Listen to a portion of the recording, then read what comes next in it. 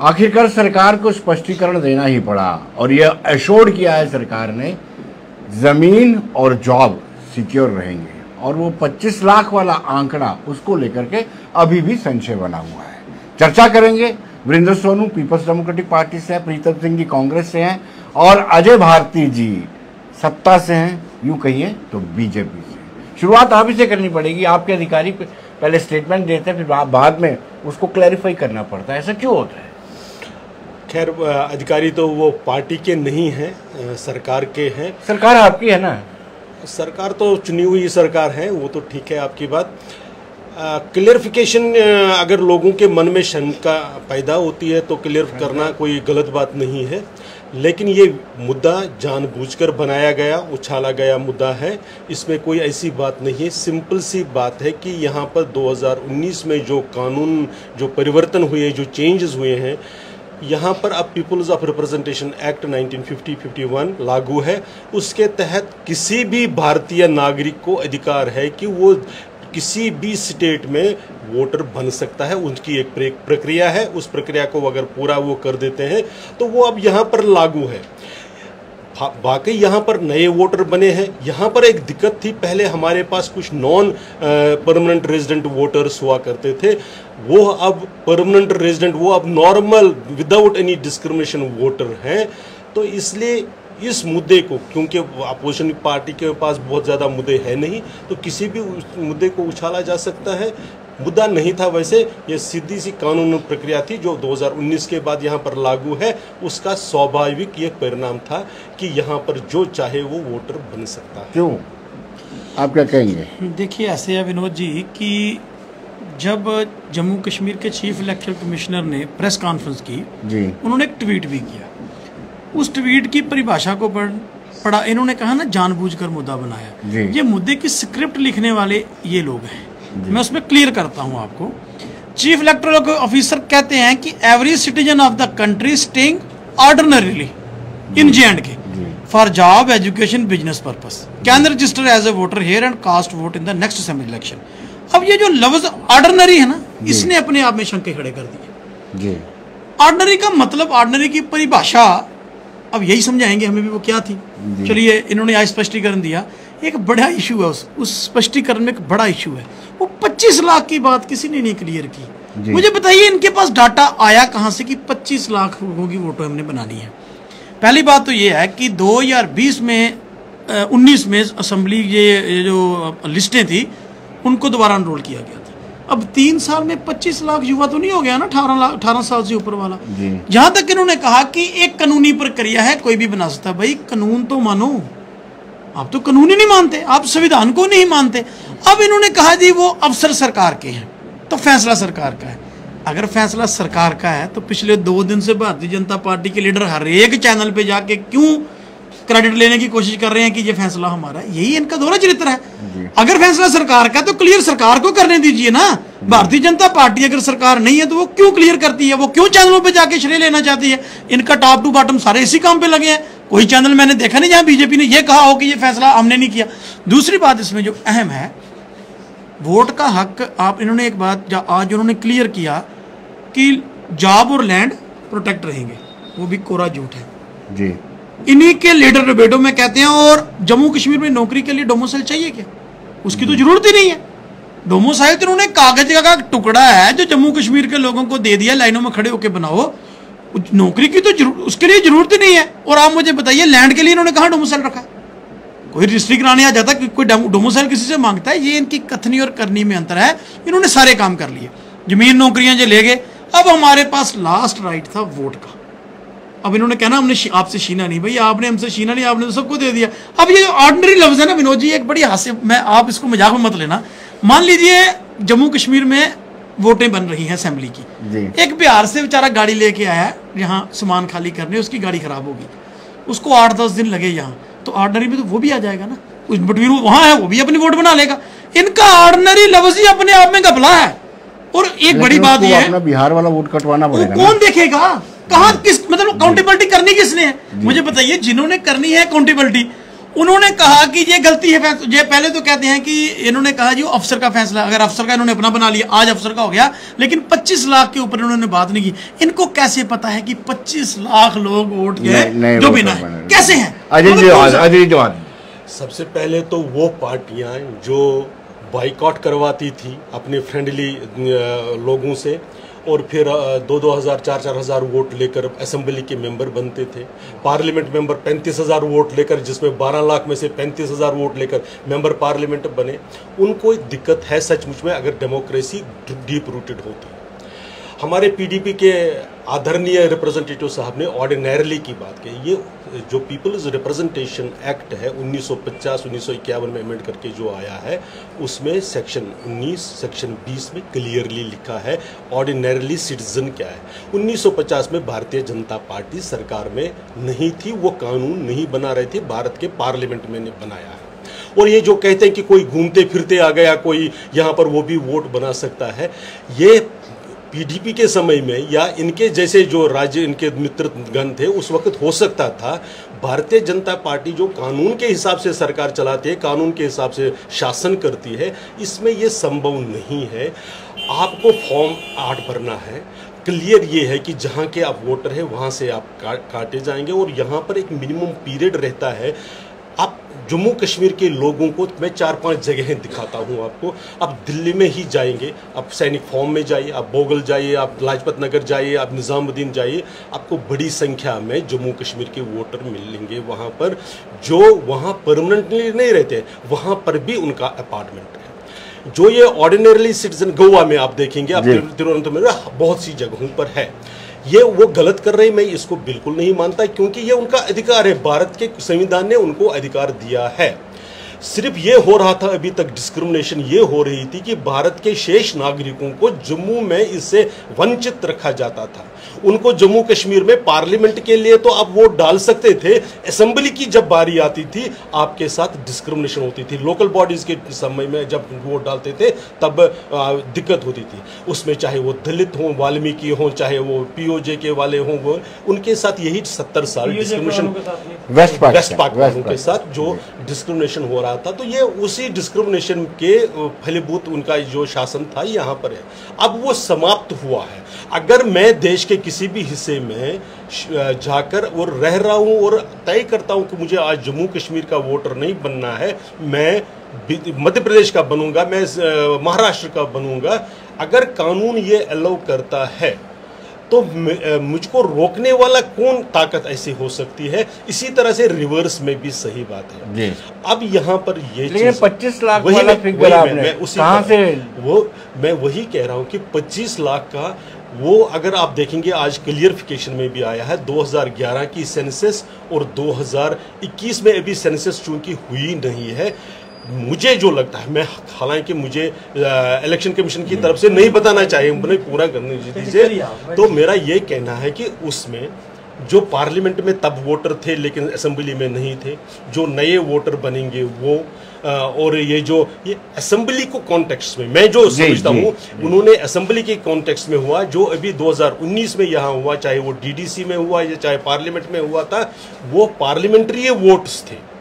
Assembly में नया vote हो सकता है उतना, मैं उस पर इसलिए नहीं कह सकता हूं क्योंकि मेरे पास डाटा नहीं है। तो सीओ साहब ने वो कुछ तो किया होगा उस एक्सरसाइज, लेकिन आज की क्लियरिफिकेशन में से मैं 2011 की सेंसस का जो उन्होंने जिक्र किया है, हो सकता है कि 2000, तो वो बहुत बड़ी बात नहीं है। चलिए प्रीतम जी, आप हमें ये बताइए कि कांग्रेस का क्या रुख रहेगा? जो ऑल पार्टी मीट बुलाई है 22 को डॉक्टर फारूक अब्दुल्ला ने, क्या कांग्रेस उसमें शामिल होगी? नमस्कार जी।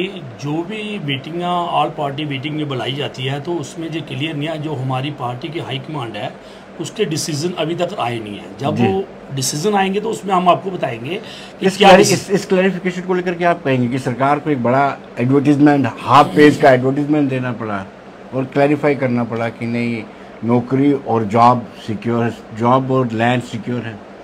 देखिए जी, जब तो इन्होंने ये डाटा निकाल दिया कि 25 लाख नया वोटर बनेगा जी, एक तो पहला नंबर तो जो डाटा इन्होंने पहले से अगर किसी ने भी बोला है, किसी मुलाजिम ने बोला या किसी ने बोला चीफ इलेक्टोरल ऑफिसर, हाँ जी, जब ये बोला गया है तो ये ऐसे तो नहीं है कि जब भी कोई हमारी गवर्नमेंट की जो सेंट्रल गवर्नमेंट की पॉलिसी, जब कोई भी स्टेट की जो पॉलिसी बना रहे हैं, जो पॉलिसी बनाने वाले जो 25 लाख वोटर, तो इन्होंने बोल दिया कि जम्मू कश्मीर में 25 लाख वोटर नया बनेगा। मैं कहता हूं कि अगर जो हमारे बाहर से कोई भी अगर बाहर से कहां से आना है, हमारे हिंदुस्तान के ही सब नागरिक हैं, वो ऐसा क्यों किया जा रहा है कि जब हमारी स्टेटें अलग अलग हैं, जम्मू कश्मीर यूटी बनी हुई है। यूटी का मतलब है कि अगर एक कोई मुलाजम, कोई भी ऑफिसर, कोई भी किसी किस्म का छोटा मुलाजम चाहे बड़ा बड़ा मुलाजम, क्या ऐसा परिवर्तन कर रहे हैं कि यूटी में, जम्मू कश्मीर में जो वोटिंग होगी, जो एमएलए का समय होगा, जो एमपी का समय होगा, क्या जो नौकरी करने वाला, जॉब करने वाला मुलाजम है, चाहे जो बेल्ट फोर्स का है, जब कंसर्निंग और किसी भी डिपार्टमेंट में है, क्या उनका टाइम 5 साल का किया जाएगा? या फिर जो एमएलए वगैरह बनेंगे, जो चुन के ये एमएलए बनाएंगे, जो लोग आएंगे, जो भी मुलाजिम हमारे नौकरी वाले जो वोट डालेंगे, जिसका समय होगा 2 साल का जम्मू में जॉब करने का, किसी आर्मी वाले फौजी की अगर ट्रांसफर होती है 2 साल के लिए जम्मू में, तो क्या वो एमएलए 2 साल के लिए बनाएंगे या 5 साल के लिए बनाएंगे? अगर इन्होंने 2 साल के लिए नौकरी वाले करने वाले का वोट लेके तो एमएलए चुनने हैं, तो फिर जम्मू वालों का आगे हम पहले भी जी कह रहे हैं कि जम्मू वालों की कोई सुनवाई नहीं है जी। इसका मतलब जम्मू वालों का तो कोई हक नहीं है, फिर वोट वहीं से डलवा लो बाहर से। इन लोगों को पूछने की क्या जरूरत है? चलिए सोनू जी, आपने बड़े जोरदार तरीके से कहा है कि जॉब भी प्रोटेक्ट नहीं रहेंगे, लैंड भी प्रोटेक्ट नहीं, जबकि इन्होंने बहुत बड़ी सफाई दी है, हाफ पेज की एडवर्टीजमेंट दी है। ये पूरे की दे दें तो इनके ऊपर कौन यकीन करे? हाफ पेज क्या पूरी अखबार ही दे दें? मुझे आप बताइए इनकी किस बात पे हम यकीन करें? मैं अजय भारती साहब का पर्सनल नहीं कह रहा हूँ, भारतीय जनता पार्टी की बात कर रहा हूँ। मुझे आप एक बता, इन्होंने 5 अगस्त 2019 को पार्लियामेंट में झूठ बोला, उसके बाद जम्मू कश्मीर के नौजवानों के साथ फ्रॉड किया। हर एक तरह, मैं एक एक चीज आपको गिना के बता। इन्होंने जब डोमिसाइल लॉ लाया था, आपको याद है विनोद जी, लाया क्यों था? जिस दिन उन्होंने डोमिसाइल लॉ लाया था ना, इन्होंने लिखा क्या था कि ये सिर्फ 4th क्लास नौकरी के लिए चाहिए। ये भी याद है, इनकी लाइनें याद है इनकी। ये एक ना जम्मू कश्मीर को इन्होंने एक्सपेरिमेंट लेबोरेटरी बना दिया। ये हर तजर्बा करते हैं। ये जो चीफ इलेक्शन ऑफिसर हमारे ने जो बात की है ना, ये भी एक तजर्बा था। मैं तो पहले कहता हूँ, हमारी पार्टी पहले ही कहती है भी आप बीजेपी के ऑफिस से सारे फरमान निकाल दिया कीजिए, हमें ये तो हो जाए क्लियर भी आप ही कर रहे हो। आप मुझे एक बात बताइए, पहली बात तो बड़ा क्वेश्चन है कि 25 लाख का आंकड़ा इनके पास कहां से आया। दूसरा, एक काम और करें, अगर जो करना चाहते, जैसे मेरे भाई प्रीतम जी ने कहा, ये चुने हुए कारपोरेटर हैं, कि आप एक काम करो, मशीनें सारे यूपी बिहार गुजरात ले जाओ, वहां से बना के ले आना एमएलए जो हमें आपने देने, सरकार बना के आप चला लेना। आगे भी तो आप यही कुछ कर रहे हो। आप मुझे बताइए कि हम इस वक्त बहू असेंबली कॉन्स्टिट्यूंसी में बैठे हैं, बहू का एमएलए का फैसला बहू के रहने वाले लोग करेंगे ना। ये कहते हैं हमने 25 लाख वोटर बनाने हैं। भाई किसी ने, इन्होंने कहा जी यहाँ दिल्ली की मिसाल दी कि वहां पर फ्लैट लिए लोगों ने, ओ भाई यहाँ झोंपड़ी तो बनाओ कोई। आपके पास मुझे बताओ कोई क्राइटेरिया ही नहीं है।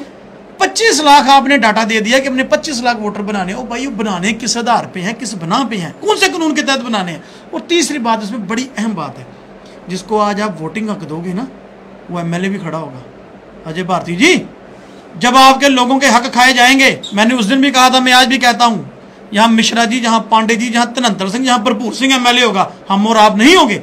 हमारे बुजुर्गों ने कुर्बानियां की। हमारे जो मेरे बुजुर्ग थे वो आए थे इस स्टेट, हम पीओके के रिफ्यूजी हैं, पाक ऑक्युपाइड कश्मीर के हम रिफ्यूजी हैं।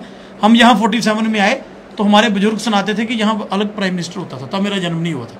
उसके बाद स्टेट में स्पेशल स्टेटस हुई, हमें मिल गई यूटी। हम अपने बच्चों के लिए क्या छोड़ के जाएंगे? Municipal corporation.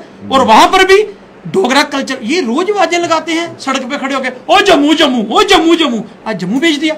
आज मुझे आप एक बात बताइए कि आप हमारी आइडेंटिटी को खत्म क्यों करना चाहते हैं?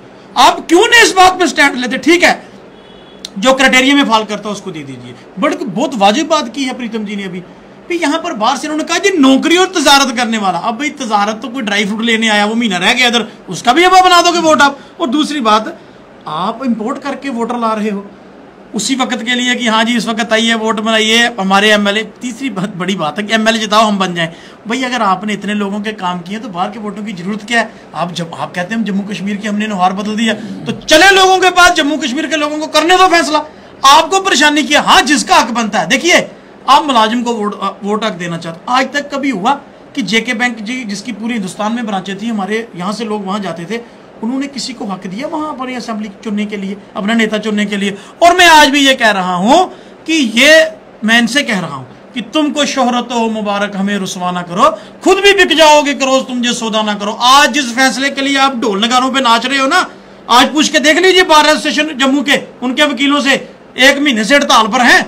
और मैं उनकी एक मीटिंग अटेंड करने के लिए गया, उधर वकीलों ने एक स्वर में कहा, उन्होंने कहा हमसे सबसे बड़ी भूल हुई जो भारतीय जनता पार्टी ने 5 अगस्त 2019 को हमने उनके फैसले का स्वागत किया। वो कहते हैं आज हमारी रोजी रोटी छीनी जा रही है। और आप मुझे बताइए, इन्होंने ये जाब और उसकी बात करते हैं, इन्होंने शराब का कारोबार छीना कि नहीं छीना?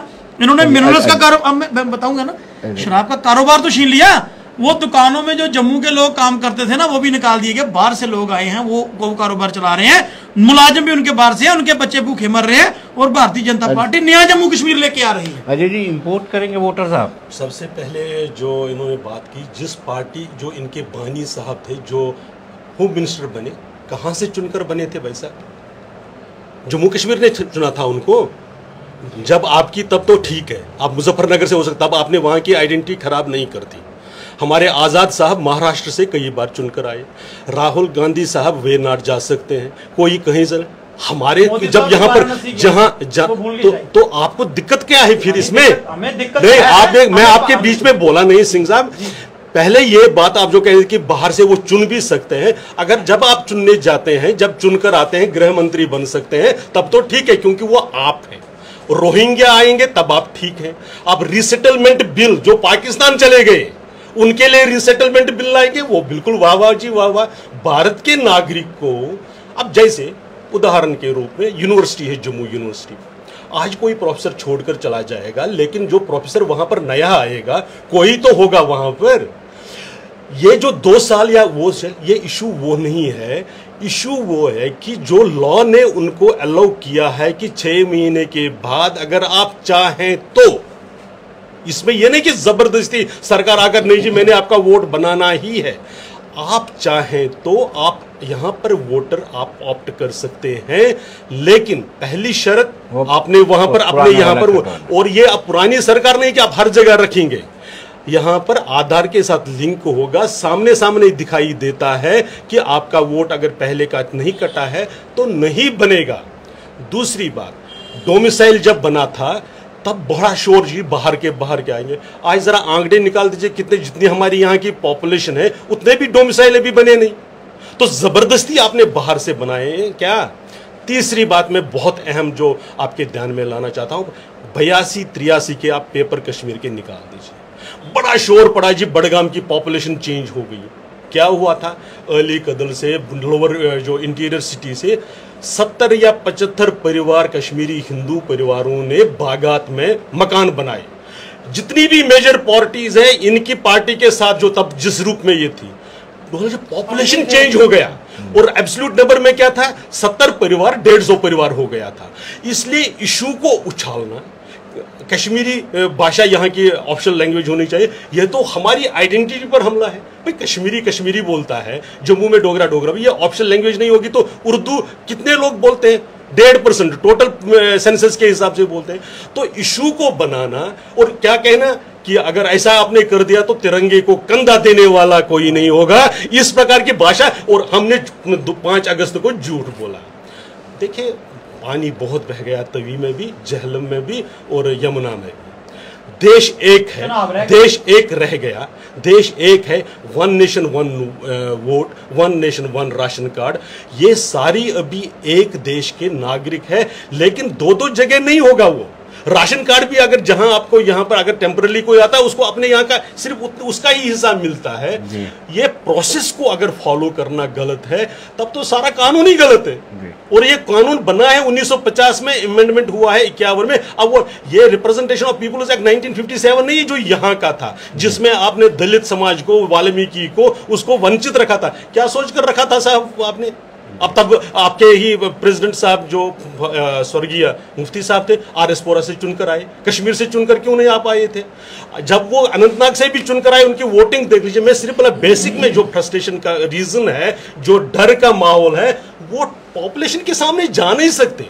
आम आदमी के साथ, पसमानदा व्यक्ति के पास जा नहीं सकते। अब ये जो सरकार आई है, गरीबों की सरकार आई है, मजदूरों की सरकार आई है, लेबर क्लास की सरकार आई है, वो उनके काम करते हैं, वो उनके घर में चूल्हा जलाते हैं, पानी लेकर चले जाते हैं, तो परेशानी वहां से आती है। लेकिन ये प्रोसेस रुकने वाला नहीं है। पार्टी कोई भी हो, देश की ये मंशा है, देश की मंशा कानून और इन स्टेप्स में रिफ्लेक्ट होती है।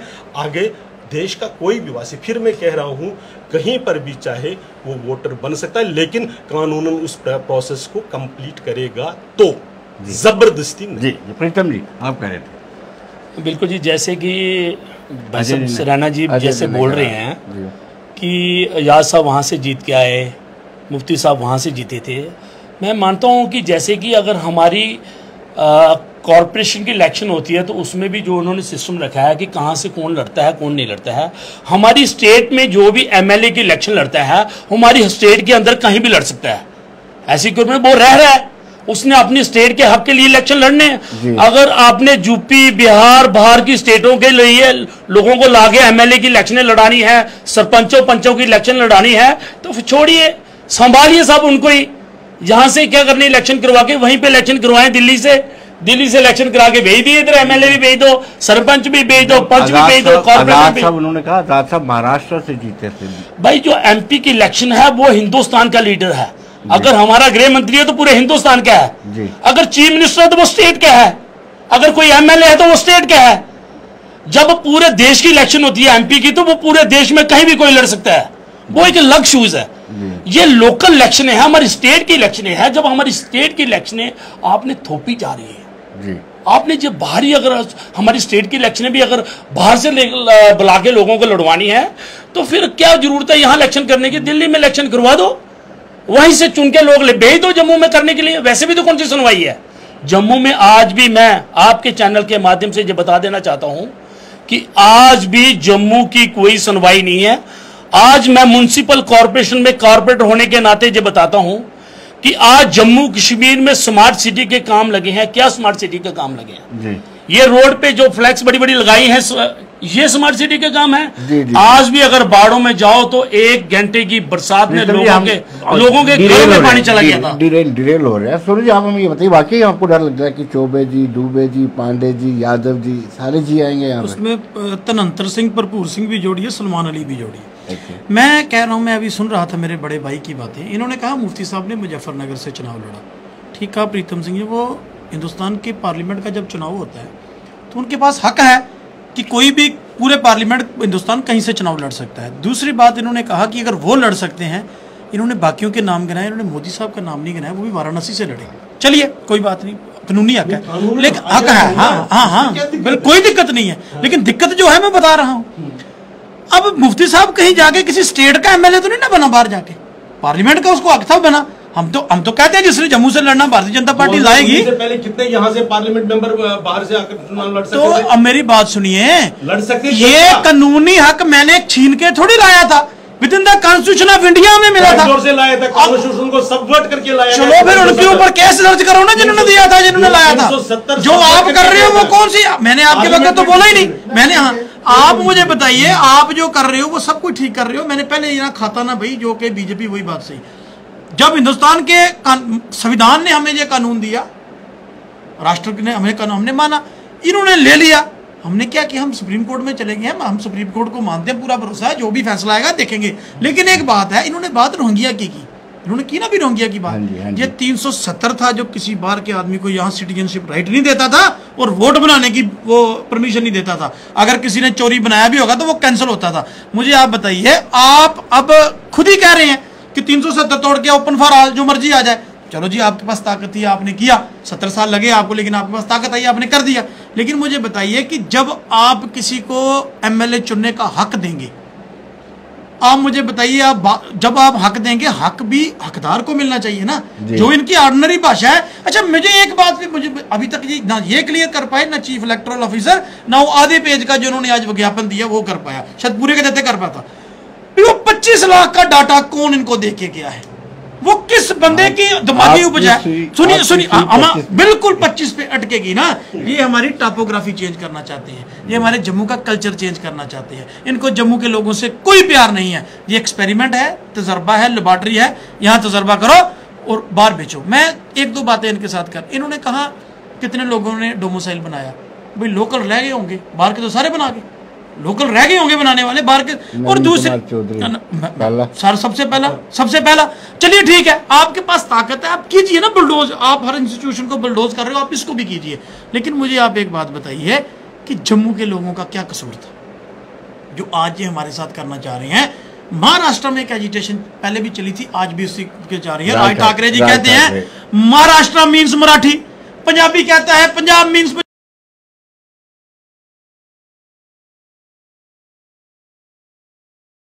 डोगरे हैं, हम क्यों नहीं कह सकते डोगरे। आप हमारी आइडेंटिटी खत्म करना चाहते हो। और दूसरी इसमें बड़ी बात तो ये है कि इनका काम एक है, भारतीय जनता पार्टी का सिर्फ एक काम है कि ये अगर कोई बात इन्होंने करनी होती है, एक्सपेरिमेंट या तजर्बा, ये शगुफा एक निकालते हैं, उस पर लोगों का रिएक्शन चेक करते हैं। पहले डोमिसाइल पे लाया था। अगर आप इतने ईमानदार थे यार, आप एक विधान, एक निशान, एक प्रधान, एक नेशन की बात करते हैं, तो हिमाचल में 371 तोड़ो, क्यों नहीं तोड़ते वहां 371? वहां मणिपुर में आपका चीफ मिनिस्टर है, वहां 2 फ्लैग क्यों है? वहां कुछ चुप हो जाते हो? वहां इसलिए क्योंकि वहां इनका काम चल रहा है, इनका काम बंद नहीं होना चाहिए। मैं कहता हूं कि ये मुझे भी हक दे दें भाई, सुबह ये कहें अजय भारती साहब आपके चैनल से, ये कह के जाएं कि भाई हम एक विधान, एक निशान, एक प्रधान की बात करेंगे, हिमाचल में 371 खत्म हो जाएगी, ओपन फॉर ऑल होगा, जो रहना चाहता जाके रहे, हम किसी को वहां आपका चीफ मिनिस्टर, वहां आप 371 लागू करवा के चलते हैं। और उस चीफ मिनिस्टर के जो बेटे हैं, जो केंद्रीय मंत्री हैं, तो वो जम्मू कश्मीर में आके हमें नसीहत देते हैं, वो 370 ये था, वो था, फलान था, वो 71 तो आपने रखा है, जहां तो तोड़ो। तो नागालैंड, बहुत सारी मणिपुर में आप दूसरा फ्लैग क्यों लगा के बैठे? चलिए अजय जी, पहले तो जो ignorance of law is no excuse, इसको मैं कर नहीं सकता है कि 370 और 71 में अगर अंतर नहीं था तो एक ही में डाल देते ना। 370 को टेम्परेरी क्यों कहा आप लोगों ने ही जब कहा था? क्यों कहा था? कुछ सर और हम आपके बीच में नहीं बोले सिंह साहब, नहीं मुफ्ती साहब कहाँ थे? तो उस समय मुफ्ती साहब कहाँ से थे उस वक्त? कांग्रेस में नहीं थे क्या? 60s में नहीं थे क्या? ये कब मिला था? नहीं, मुझे ये बताइए 60s में थे जब उन्होंने अपोज किया क्या? उन्होंने जब 370 कब मिला था? कि वो जिस पार्टी में थे, जानते हो ना आप, बताइए 370 कब मिला था? नहीं, मुझे ये बताइए जब वो मुफ्ती साहब बने थे, वो तो 61 में एमएलए बने। मुफ्ती साहब एमएलए इन 60, पूरी तो बात सुनिए। चलिए, पार्टी में तो वो थे ना, उन्होंने कभी इसका विरोध किया? किसका?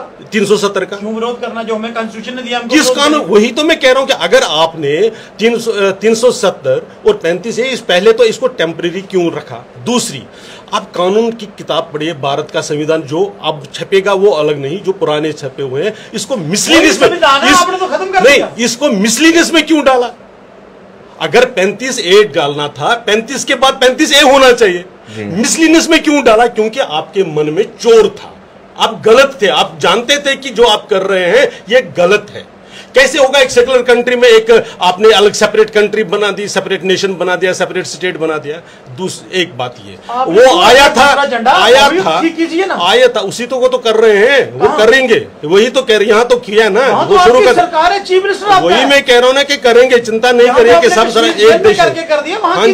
हाँ जी, वही हो जाएगा। और दूसरी, पार्लियामेंट में डिबेट कब हुई 370 पर? जरा मुझे बता दीजिए। जब हटी तब हुई, उसके पहले तो हुई नहीं कभी। तो आपने जब लाया तो बैकडोर एंट्री से ही ना। आपने कहा जी 2 देशों के बीच में जैसे एग्रीमेंट होता है, दिल्ली एग्रीमेंट हुआ। दिल्ली एग्रीमेंट को कोई कॉपी तो बता दीजिए जिस पर 2 लोगों ने साइन किए होंगे, कोई कॉपी तो होगी कहीं पर, वो तो दिखा दीजिए हमें, कहीं होगी तो। इसके बाद आपने 75 में भी देखा कि आपने जी 53 से पहले की वो सारी कहानी आपने बताई, तो हुआ क्या? आपने कमेटी भी बनाई, उसमें भी आपने कुछ करा नहीं। एक तो ये बात है कि गलत फहमियाँ क्रिएट करना, रिसेटलमेंट में आप कुछ बोलते नहीं, जो चले गई और वो पाकिस्तान में चले गए, POJK में भी नहीं कि उस एरिया को इसको करना, ये इस तरफ आप कुछ बोलते नहीं आप उस बात पर। रही बात जो ये नया वोटिंग सिस्टम है या जो डोमिसाइल सिस्टम है, डोमिसाइल किसी भी स्टेट का हक बनता है वो अपने नागरिकों के लिए एक प्रोसेस, हर स्टेट ने अपने अपने हिसाब से ये कर दिया है। जो एमएलए बनेगा उसकी जो प्रोसेस होगी उसमें हर कोई बाहर से आएगा ऐसा तो नहीं हो सकता, होंगे तो यहीं के ही। लेकिन जो कानूनन अगर मान लो कोई ऑप्ट करेगा यहां पर रहने वाला, पहले तो यह था कि इंदिरा जी प्राइम मिनिस्टर थी, उनकी चिट्ठी है कि मैं हेल्पलेस हूं जम्मू कश्मीर के मामले में, तो प्राइम मिनिस्टर हो चाहे प्रेसिडेंट हो यहां पर एक मरला जमीन नहीं खरीद सकते थे। अब वो आकर रह सकते हैं ना। कानून तो था ना जी, काला कानून था, अब तो कानून था, गलत कानून था ना जी, इसीलिए तो अभी तो इसीलिए इंटरप्ट कर रहे हैं सिंह साहब, आप इंटरप्ट कर रहे हैं, हमारी बात को पूरे करने दीजिए। अब अगर कोई व्यक्ति आकर जम्मू कश्मीर में रहेगा, क्या उसको फिर हक नहीं है कि यहाँ का फुल नागरिक बने? हमारे कितने ही लोग जो बाहर आए हैं, कहीं पर रहे हैं, वो अब आपने महाराष्ट्र की बात करी, राज ठाकरे की बात करी, महाराष्ट्र में जो बाहर से लोग आए हुए हैं, कितने लोग नेता हैं वहां पर, चुने हुए नेता हैं, बिल्कुल उनका एंसेस्ट्री बाहर से है, तो उनको तो किसी जो परमानेंट रह रहे हैं, मैं वही कह रहा हूँ, एक बंदा साल की नौकरी करने के लिए आएगा, वो अपना वोटर बनाएगा, ये तो है प्रीतम जी, यही तो है उसमें। वो चुनाव एक साल की नौकरी करने के लिए आएगा, वो अपना इधर वोटर बनाएगा, वोटर बना के तो उसके बाद वो चला जाएगा। वो एमएलए ये किसके लिए आएगा जो चुन के आएगा? वो हमारे जम्मू कश्मीर के लिए आएगा या किसी बाहर के लिए आएगा? इसको ये सिर्फ गलतफहमी क्रिएट करने के लिए किया जा रहा है। वो एमएलए नहीं बन सकता ऐसे जो सिर्फ अगर डोमिसाइल खत्म कर दिया, कोई भी आदमी जमीन ले सकता है, सब करना चाहिए। आपकी लोग कर रहे हैं ना, लोग तो अभी इन्होंने एक बात कही कि जो जम्मू कश्मीर में आके रहेगा, ठीक है, रहेगा, अभी वो रहा नहीं है जी। ये नजूमी हैं, जहाँ ज्योतिषी हैं, जहाँ ये भविष्य पढ़ सकते हैं, इनको किसने कहा कि 25 लाख लोग ही आएंगे? वो 26 हो सकते हैं, 30 हो सकते हैं, वो 20 हो सकते हैं, वो 15 हो सकते हैं, वो लाख भी हो सकते हैं।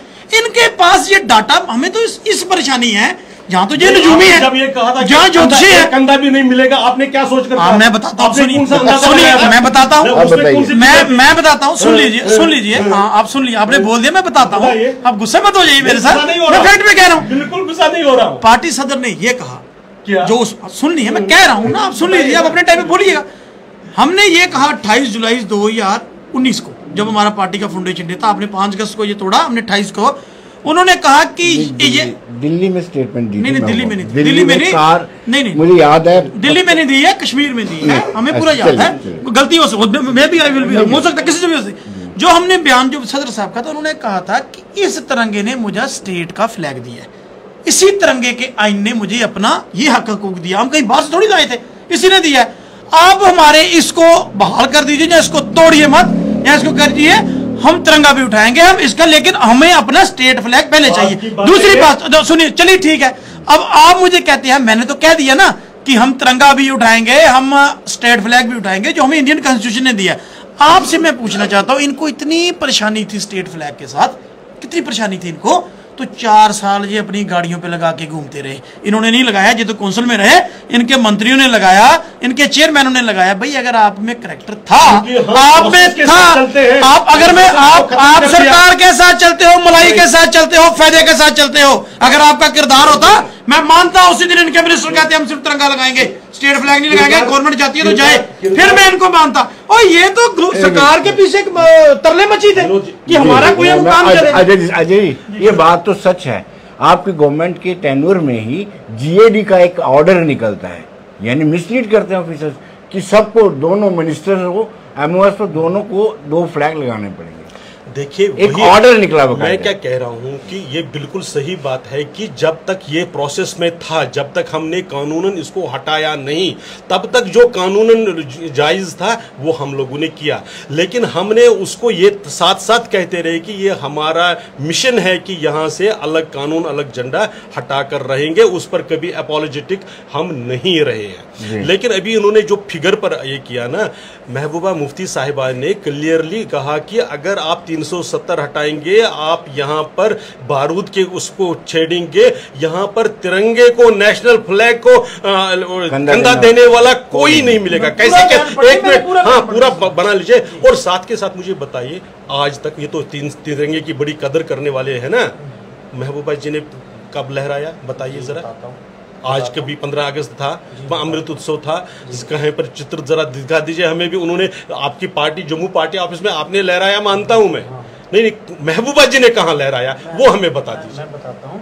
अब मैं महबूबा जी के पिताजी ने तिरंगा तब उठाया, सुनिए मैं पूरी पे आऊंगा। मैं बताता हूँ, महबूबा जी ने जब चीफ मिनिस्टर थे तो निर्मल सिंह जी साथ थे, तो जब वो तिरंगा लहराते थे तब आपको कभी नजर नहीं आया उनका तिरंगा लहराना। तो फिर ये कोई नहीं, ये मेरी बात ये कोई बात है भी एक दिन नहीं लहराया तो दूसरे दिन लहरा दिया। अच्छा, दूसरी बात इन्होंने जो भी की, आपको पता है इस तिरंगे के लिए मेन स्ट्रीम पॉलिटिकल पार्टी के वर्करों ने कश्मीर में कितनी शहादतें दी हैं।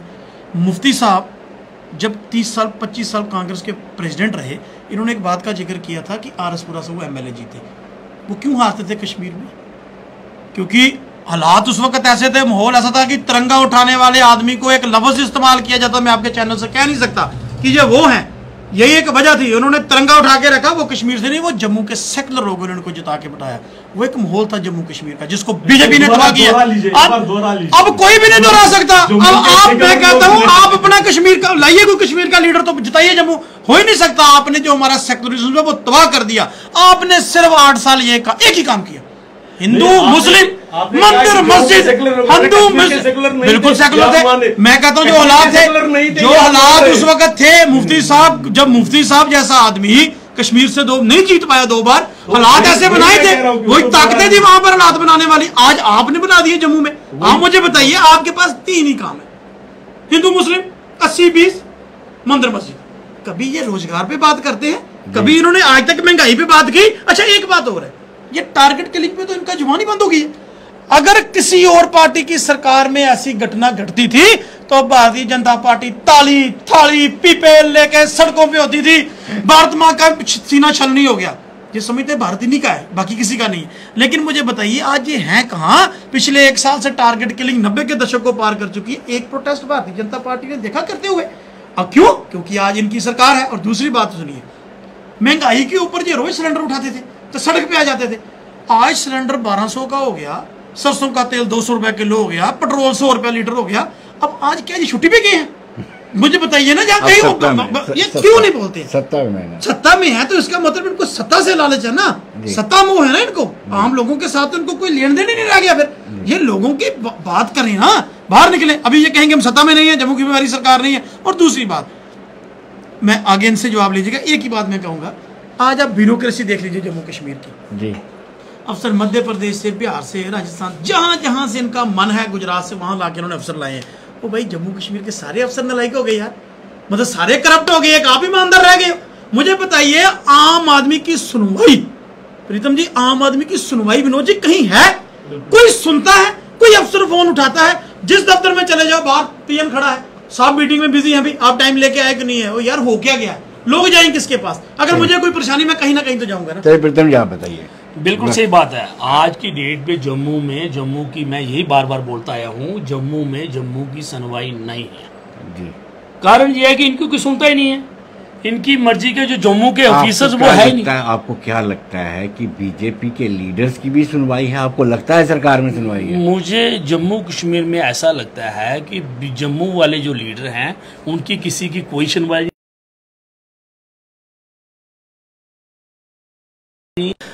आज जो स्मार्ट सिटी के काम लगे हुए हैं उन पे कोई पूछताछ नहीं है जी। वो सेंटर से प्रपोजल है, जहां करना उसी सिस्टम से कर रहे हैं। हमारे मेयर जम्मू को नहीं पूछ रहे, हमारे जो लोकल लीडरशिप है उसको कोई नहीं पूछ रहा है। जम्मू म्युनिसिपल कॉर्पोरेशन में किसी कॉर्पोरेट को पूछा नहीं जाता। आखिरी सवाल आपसे, वाकई में जो वीरेंद्र जी ने कहा कि कहीं ना कहीं जम्मू कश्मीर को आपने प्रयोगशाला बना के रखा हुआ है, एक फिल्टर डालते हैं, फिर उसकी सफाई देते हैं, फिर उस पर अमल करते हैं। ये इन्होंने देखिए लोगों में ये इनको अपना रेलेवेंस बनाए रखने के लिए ऐसी बातें तो करनी है, लेकिन लोगों की जो ग्रीवांसेस को, उनकी दिक्कतों को दूर करने के लिए जिस तरह से टेक्नोलॉजी का यूज़ करते हुए ग्रीवांस सेल्स हर जगह में, जिस तरह से करप्ट ऑफिसर्स को पनिशमेंट मिलती है, उनकी सजाएं होती है, जिस प्रकार से लोगों के काम हो रहे हैं, जिस प्रकार से डेवलपमेंट का स्पीड पकड़ा है जम्मू कश्मीर में, ये अनप्रेसिडेंटेड है। लोग इसको समझते हैं। लोग इसीलिए आप देखेंगे कि सिर्फ कश्मीर में। अब दिक्कत क्या है कि वीरेंद्र जी जैसे लोग जब उनको सूट करता है तो जम्मू को सेकुलर और कश्मीर को कम्युनल बोलते हैं और इल्जाम हम पर लगा लेते हैं। लेकिन नहीं, आपने कहा कि जम्मू के सेकुलर लोगों ने कश्मीर के कम्युनल लोगों ने मैंने इसका आपने पूरा कहा कि कश्मीर के लोगों ने उनको उसके कम्युनलाइज कर दिया। आपने कश्मीर के लोगों को कम्युनल आपने ही कहा ना, आपने कहा कि मुफ्ती साहब को कश्मीर के कम्युनल लोगों ने कभी चुना नहीं। आपने कहा कि आप मुफ्ती साहब को कश्मीर के लोगों ने इसलिए नहीं चुना क्योंकि वो कम्युनल थे। तिरंगा लेके सफाई आप बोलिए, हम जम्मू कश्मीर को एक यूनिट, आपने बोलना है जम्मू कश्मीर को हम एक यूनिट, जम्मू कश्मीर को हम एक यूनिट मानते हैं, जम्मू कश्मीर के लोगों को एक यूनिट मानते हैं। जम्मू कश्मीर के लोग भारत के ऐसे ही नागरिक हैं जिस प्रकार से किसी भी स्टेट का कोई नागरिक है। और इनके यहाँ पर जम्मू कश्मीर के इसमें जो रिफॉर्म, चाहे वो एडमिनिस्ट्रेशन में चाहे वो बाकी सिस्टम में रिफॉर्म में हुए, ये अनप्रेसिडेंटेड है। हमारी कैपेसिटीज को हमने डेवलप किया। हमारे यहाँ तो पैसा खर्च करने की कैपेसिटी नहीं थी, इस प्रकार के यहाँ पर काम होते थे। कैपेक्स बजट हमारे यहाँ कितना रहता था उसको चेंज करके जितना यहाँ पर कैपिटल इन्वेस्टमेंट बढ़ रहा है, ये देखने वाले लोग हैं। इसको सिर्फ हम नहीं, दुनिया के लोग अप्रिशिएट करते हैं। हाँ, लोग उसको अप्रिशिएट करेंगे जब उनको सामना करना पड़ेगा, तब सबको ध्यान में आ जाएगा। आज देखो, आज मैं कॉर्पोरेशन में कॉर्पोरेटर हूँ। आज जम्मू म्युनिसिपल कॉर्पोरेशन का जो एरिया है, जो अर्बन एरिया है, उसके अंदर जो कॉर्पोरेटर हैं, किसी भी डिपार्टमेंट, जो पीडब्ल्यूडी हो, यूईडी हो, पीएचई हो, किसी के पास पैसा ही नहीं है। कहाँ है पैसा? आज मैं जम्मू म्युनिसिपल कॉर्पोरेशन के वार्ड जो गांधीनगर कॉन्स्टिट्यूंसी है उस एरिया की बात करता हूं। मैं वार्ड 55 का कॉर्पोरेटर उस एरिया का। आज भी 10 किलोमीटर रोड कच्चे हैं। आज उस एरिया की 10 किलोमीटर ड्रेनिंग सिस्टम कच्ची है। हमने हर डिपार्टमेंट को बताया है, हर डिपार्टमेंट को बता रहे हैं, पहले बने हुए पिछले 7 साल के वो रिपेयर नहीं हो सके। प्रॉब्लम है डिपार्टमेंट के पास पैसा नहीं है, फंड्स नहीं है। मुझे क्या चलिए डिपार्टमेंट्स को फंड्स ही नहीं है। जब फंड्स ही नहीं है तो काम कहां से होंगे? चलिए प्रीतम जी, बहुत बहुत शुक्रिया। अजय जी आपका बहुत बहुत शुक्रिया। वीरेंद्र जी आपका भी बहुत बहुत शुक्रिया। धन्यवाद।